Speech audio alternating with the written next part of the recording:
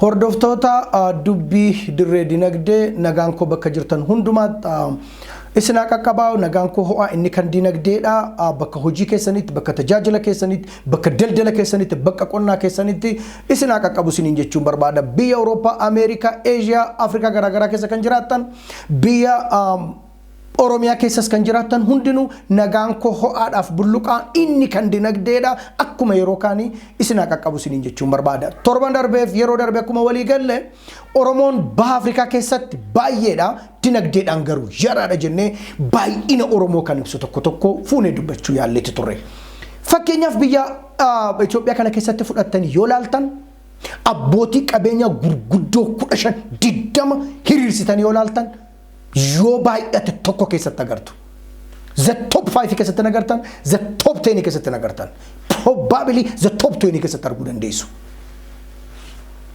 waan daandii magaalaa tokko irraa gamoo tokko sababa garreef construction keessatti nama tokko lama sababa garreefitu lakki keessa isinitti hin fakkaatin biiliyoonii meeqa namoonni namni akka sochoosaa jirta hin beektan warshaa meeqa akka sochoosan hin beektan qonna lafa hanga meeqa isaan sochoosaa jira hoteela meeqa akka isaan sochoosaa jirtan hin beektan Oromoon dinagdeedhaan biyya isaa keessatti minoritiidha kan jedhudha kan nuti haasa'aa jirru jechaadha maaltu kanaaf saaxile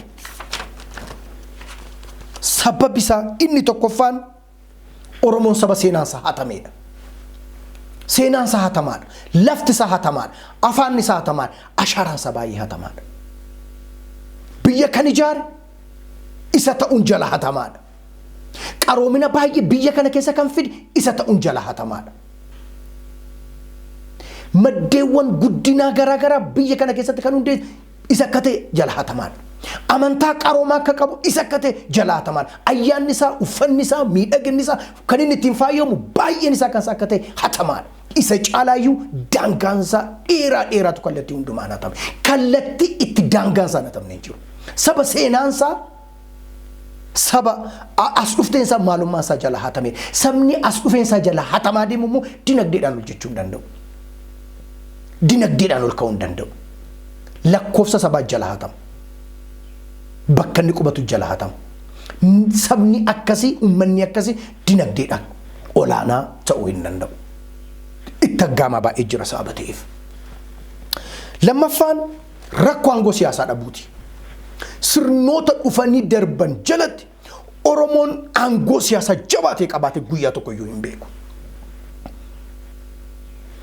achi deebinee seenaa keessatti ilaaluu dandeenya gaafa Minilik mana hidhaa Tewoodiroosii ba'u kan fidee dhufe Oromoodha Walloo irra baasee Shawaatti kan achi as deebise saba biraa miti aangaa'ota biraa miti humna kan qaban miti gaafa waraana Xaaliyaaniif dhaqan adda durummaadhaan lolee injifate as deebi'ee aangaa'ota warra baqatan holqa keessa barbaadaa kan ture Oromoodha gaafa isaan biyya gadhiisanii deeman mo'ee injifatee eegee fidee kan aangootti kennaa ture Oromoodha carraan biyya fudhachuu carraan aangoo fudhachuu kumaaf kitilatu isa darbe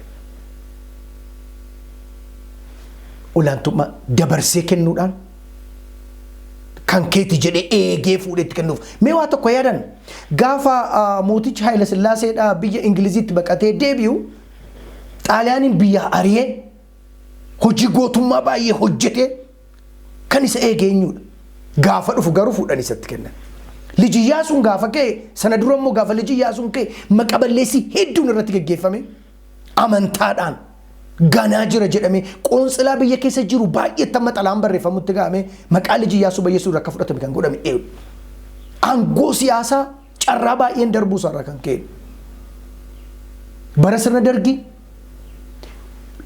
cina isaatii rukutameetti kan kuffifame bitaan mirga rukuteetti dargiin kan ol ba'e qaroo kan ta'e barreessaa olaanaa dargii kan ta'e galaafatameeti kanarraa kan hafe kaan immoo ergamaa ta'uun gaafa muudamee Arsii dhaqu Baalee dhaqu gaafa muudamee Wallagga dhaqu Ilubaaboor dhaqu warra kaan tajaajiluuf warra kaaniif daangaa bal'isu warra kaaniif dinagdee isaanii bal'isuudhaan malee fedhii Oromoo eegsisuudhaaf hiree Oromoo murteeffachiisuudhaaf gaaffii Oromoodhaaf deebisuun ture sirnoota darban jalatti hanga har'aatti hangoo siyaasaan qabdi yoo ta'e waajjira siyaasaa keessa hin jirtu yoo ta'e waajjira lafaati kan murteessu simin yoo ta'e galiidha kan murteessu simin yoo ta'e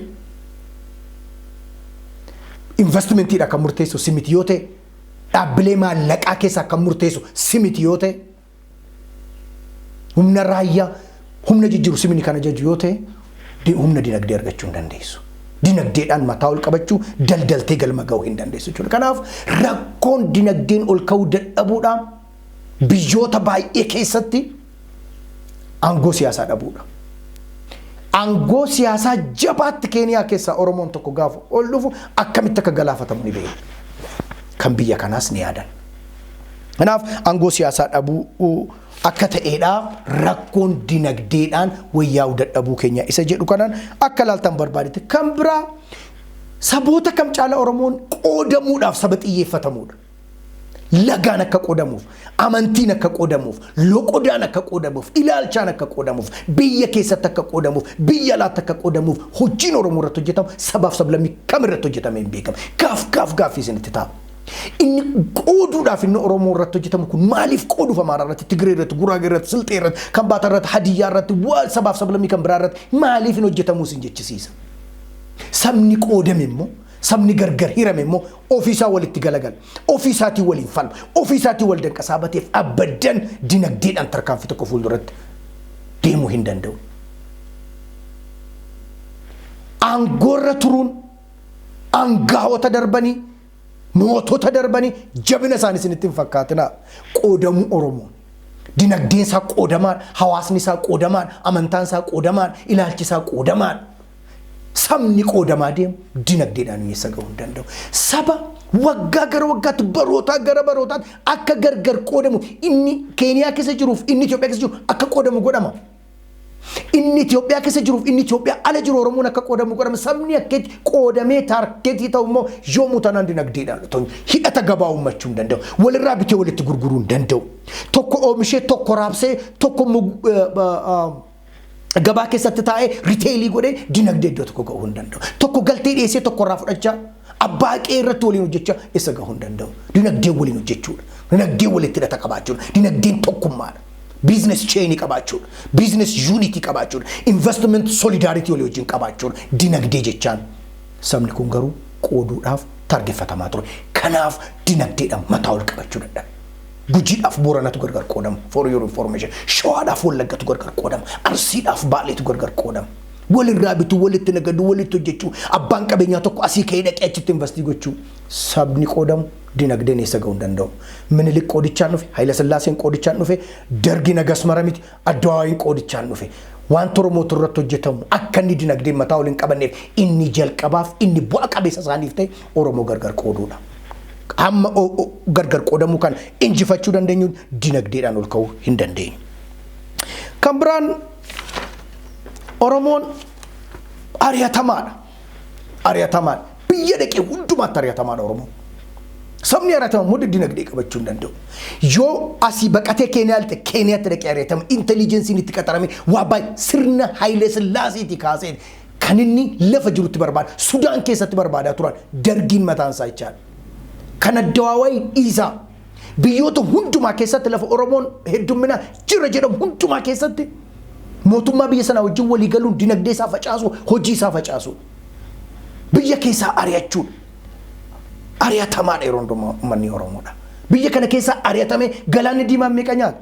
Manni hidhaa Saudi Arabiyaa meeqa darare? Waggoota 30 darbe. Afrikaa kibba keessatti meeqa? Keeniyaa keessatti, Yugaandaa keessatti meeqatu dararame? Abbootii qabeenyaa meeqatu asiin Keeniyaan asiin Saudiidhaan asiin Dubaayin ba'ee Ameerikaatti kan bade abbootii qabeenyaa Oromoo meeqa? Oromoon biyya dhaqee hundumaatti ari'atamaadha. Abbootiin qabeenyaa isaa ari'atama. Daldalaan isaa ari'atamaadha. Inni qotata. Magaalaa keessaa ari'atama xiyyootti.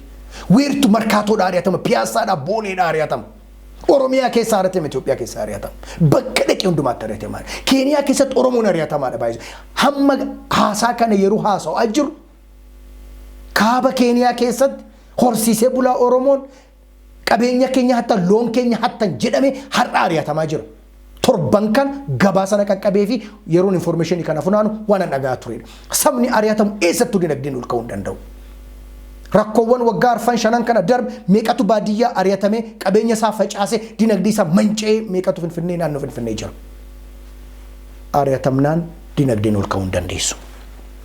Kabiraan madda galii Oromoon itti rarra'utu baay'ee saaxilamaadha waa garaagaraaf. Horsiisa beeladaatti rarra'a. Qonnatti rarra'a. Maddeen galii low paying ventures waa yaraa kaffaltii yaraa kan fidan harkaa gara afaanii faalama qilleensaaf kan saaxilamu. Political shooqii yaraadhaaf kan saaxilamu. Waa xixiqqaa akkasiiti. Horii horsiisee fidee magaalaatti gurguru. Minaan qotee fidee Finfinneetti gurguru. Kuduraaf mudura duwwaa. Midhaan callaa duwwaa. Kun immoo faalama qilleensaatiif hamaga. Horsiisa beeladaati. Waan Booranni baran argineeti jira. Waan Gujiin, waan Baalee bahaa Baaleedha argineeti jira. Waan uummanni keenya Shawaa bahaa kun argeeti jira. Loon miliyoona tokkoof 500,000 jalaa dhume uummata keenya jalaa. Gara loon 500,000dha beelada 500,000 harkaan ol ka'u turan. Walumaa galatti Oromiyaa keessatti beelada miliyoonii 10tu rakkoo balaa hongeetiif saaxilame waggaa keessa jirru kan. Madda galii dinagdee haalaan qilleensaaf saaxilamaa keessa kan inni jiraatu.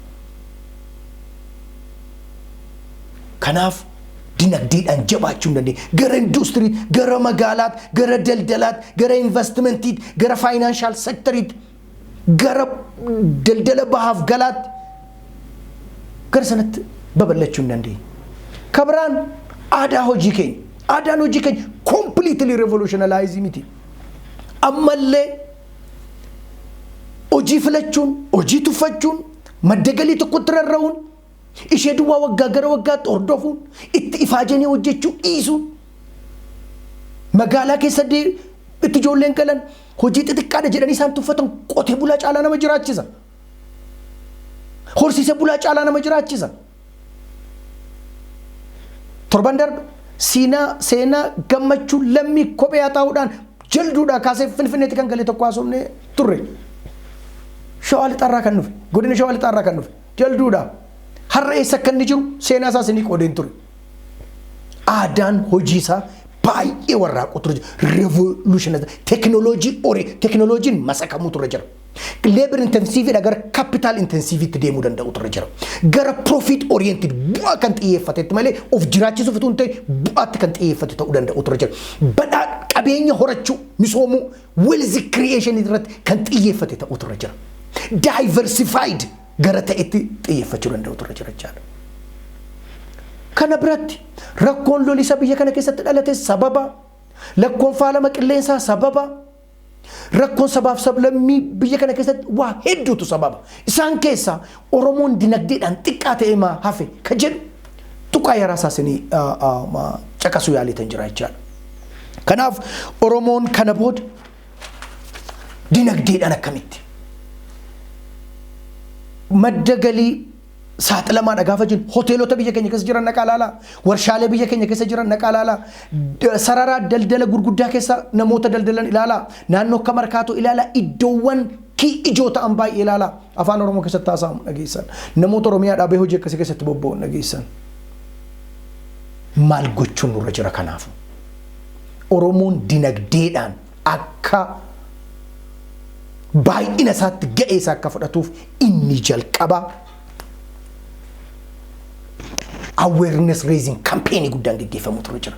Daa'immoonni keenya mana barnootaa kutaa gadaanaadhaa kaasanii hanga yuunivarsiitiitti waa'ee daldalaa, waa'ee biizinesii, waa'ee hojjechuu, waa'ee work revolution, work ethics kanarratti barsiisuu, leenjisuu, hubannoo isaanii dabaluun baay'ee barbaachisaadha. Lammaffaan sagantaa walitti fufiinsa qabuun namoota adaaltota ta'an magaalaaf baadiyyaa warra jiran sagantaalee ittiin barsiisan, sagantaalee ittiin muuxannoo hiriyaniif, sagantaalee ittiin ija isaanii banan qophaa'ee warraaqsi jabaan, warraaqsi dinagdee jabaan dhowuu danda'u ture jira. Isa kanarratti miidiyaan hojjechuu ture jira. Warri YouTube irra teessanii waa sagal xibaaraa ooltan, waa uummata Oromoof dinagdee isaatiif hawaasummaaf amantaa isaa hin fayyadne ooltan isa keessaa ba'atii akkatti Oromoon hojjetu, akkatti Oromoon daldalu, akkatti Oromoon qusatu, akkatti Oromoon madda galii isaa gabbifatu barsiisuu, hubannoo kennuu fi muuxannoo namaa hiruuf irratti bobba'an isiniin jira. Inni kun jijjiirama dinagdee fide. Sadaffaan qeesarratti abbaasat ta'uu qaba. abadan magaalaa isaa keessatti daldalee kan iddoo guddaa qabu qotee kan irraa argatu tajaajilee kan galee argatu isa ta'utu irra jira. Qeekiyya biyya kiyya aanaa kiyya godina kiyya kanarratti hojjetee naa darbuun dirqama jedhee abbaa qe'ee ta'uudhaaf eenyu wajjin negosheetii gochuu hin danda'u. Eenyu wajjin mareef kana dhiyeessuu hin danda'u. Isa kanarratti qabsaa'uu danda'utu irra jira. Markaatoodha jechaadha gaan. Waa'ee Piyaasa, waa'ee Markaatoo, waa'ee Finfinnee, waa'ee Adaamaa, waa'ee Bishooftuu, waa'ee Goree, waa'ee Gubbaa, waa'ee Naqamtee, waa'ee Wadaay, waa'ee Ciroo haasofna jechaadha. Waa'ee Shaashamannee haasofna, waa'ee Jimmaa haasofna jechaadha. Waa'ee Kamisee, waa'ee Walloo haasofna jechaadha. Isa kana keessatti kan kooti jedhee the largest share dinagdee magaalaa kanaa naaf ta'uu qaba jedhee hojjechuu, ifaajuu, fiigee qabachuu, dhibbatee seenuu. Lafa barbaachise itichaan lafa barbaachisetti immoo dhibichaan itti seenee kan isaa fudhachuu danda'u turre jira jechaadha. Arfaffaan aangoo siyaasaa mirkaneeffachuu danda'u turre jira. Gaafa aangoo siyaasaan namoonni waajjira mootummaa galee hojjechuu barbaadu waajjiraalee isin xiyyeeffatanii seenuu isin barbaachisu tokko miidiyaadha. Miidiyaa biyya kana hundumaatti isa afaan biraan weerarametti miidiyaa kontiroolii gochuu danda'u nurra jira. Tokko waajjira lafaa jedhamu sadarkaa hundumaatti keessumatti kan federaalaa qabachuu danda'u nurra jira. Kan investmentiidha, kan daldala baankolee harka mootummaa jiran kana keessatti dhibbanneetti seenne waajjira galii isa kan hundumaatti dhibbannee seenu. Warri kun lafatti dubbii murtaa'anidha. Lafti kun lafa itti eeyyeef hiyyoon dinagdee murtaa'anidha. Isa kana kan diishinii tokko malee hayyoonni keenya, beektonni keenya, dargaggoonni keenya itti seenanii achi keessa hojjechuudhaaf qabsoo hamaa geggeessuu danda'u turre jira. Aadaa hojii keenya ammoo jijjiirra jiru. Completely culture hojii keenya revolutionize gochuu danda'u turre jira. Baadiyyaa dhaabanii magaalaatti seenuun dirqama ta'u turre jira. Dinagdee magaalaatti seen magaalaa keessaan hirmaadha, magaalaa keessatti hojjedha, magaalaa keessatti waa dhiitee malaasa jennee achi asitti seenu bara. Gaafatti seenu aadaa hojii keenya jijjiiru, hojii tuffachuu irraa baqachuu. Xiqqoorraa jalqabuu shaakalu small steps harkuu jedhama saayinsii keessatti. The benefits of moving with small steps. Waati xiqqoorraa jalqabuu, isee qusachuu, abshaalummaa horachuu, walirraa bituu walitti gurguruu, wal hojjechiisuu, waliin hojjechuu, riqa waliif ta'u isa kana goona jecha. Hojii akkasii gochuu yoo dandeenye dinagdee hawaasa kana waggoota yaraa gidduutti warraaqsa jabaadhaan hanga jedhamutti jijjiirama fiduun hin danda'amu. Hordoftoota dubbii dirree dinagdee mariin keenya guyyaa har'a saba danuu dinagdeen garuu xiqqaa kan jiru maaliif xiqqaate furmaati isaa maal kan jiru kutaa lammaffaa kana keessatti walii wajjin haasa'uu yaalleeti jira. Viidiyoo kana like, share, subscribe godhaati wal hiraa, wal dhageessisaa, wal barsiisaa, wal gorsaa, wal qajeelchaa.